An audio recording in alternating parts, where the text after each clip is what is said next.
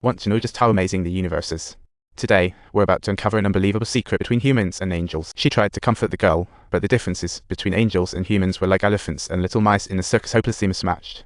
Every time she thought of this patient slipping away from her hands, it felt like being trapped in a chokehold. Her colleagues noticed her anxiety. Mary's fear and anxiety didn't escape Ace's notice, so to help her out, Ace decided to consult a super angel. She wanted to ask how to get noticed by humans, and the only way was for an angel to make a dazzling appearance. Returning to the hospital, she found Mary had jumped into a pit of negativity, the only way to escape the agony of life and death. But that didn't help Mary's mood at all, so Ace made a bold decision to help her break free from this gloomy fog. Soon, during one of Mary's night shifts, Ace made her grand debut in front of humans for the first time. "Imautar here, stop bugging me. I've got things on my mind that I'm too lazy to share. Remember this, be happy, life's not got time for your soap opera drama. I'm leaving, so don't give me that goofy grin, even though it's hard to say goodbye. I just want freedom, so stop laughing at me already." Stop laughing at me even if there's so much to let go. But Mary's always enthusiastic, yet she still has no idea of the real feelings. She's a hemophilia patient, and her fate seems to revolve around me ultimately, making me feel a great sense of responsibility. It's not about bikes, it's a mess of maps and routes, while Mary's inner world appears to be quite tangled. It unexpectedly sparked some feelings in Ace, who for the first time felt human attention. From then on, Ace started appearing around Mary frequently, but Mary still didn't notice her presence, leaving her with a hint of disappointment. Until one night she woke up to find a book on her desk Hemingway's A Farewell to Arms. She distinctly remembered never borrowing it. "How do you know about this book? I never gave it to you. This is truly puzzling." She hurried to the library to check the borrowing records, but came up empty-handed. Until she was found by Ace, who happened to be in the library, and decided to reappear. "Hi, Mary." She rambled on about insights from the book, seeming more like a scholarly sage at that moment. "What are you doing?" In doing book things." Then Ace took Mary's hand, gently touching it as Mary yearned to feel that warmth. However, this action drew the attention of all the angels, as no angel dared to be so intimate with a human.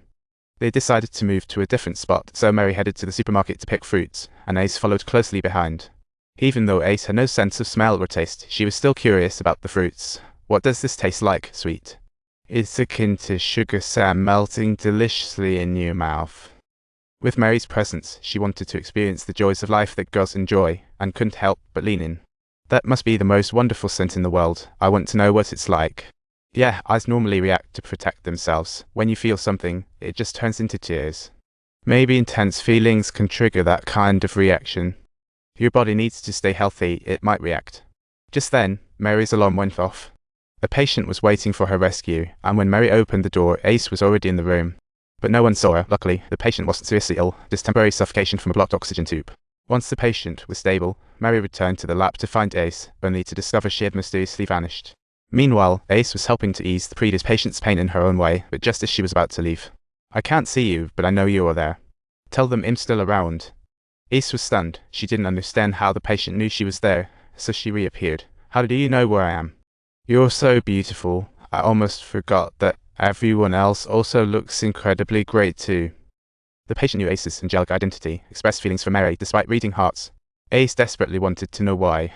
But it turned out there was only one condition: let's go out for a big meal. Daniel Vale, a new generation of the reincarnated human. "I don't believe you." Though Ace remained skeptical, reason accurately described all the traits of an angel. "Just sleep from a high place and wake up as a real human, but not every angel can pull it off. Success demands unwavering faith to become human." Reason then took Ace to the high spot he jumped. He recounted his experience of becoming human. "Why did you do this?" Reason brought out photos of his family, especially his wife. Only by experiencing true emotions and tasting the myriad flavors of life can one find that endless time and eternity become trivial. Then he took Reason to the angels gathering on the coast. But when he tried to listen to God's voice again, he found he could hear nothing. Whenever that beautiful song played, the angels would be entranced.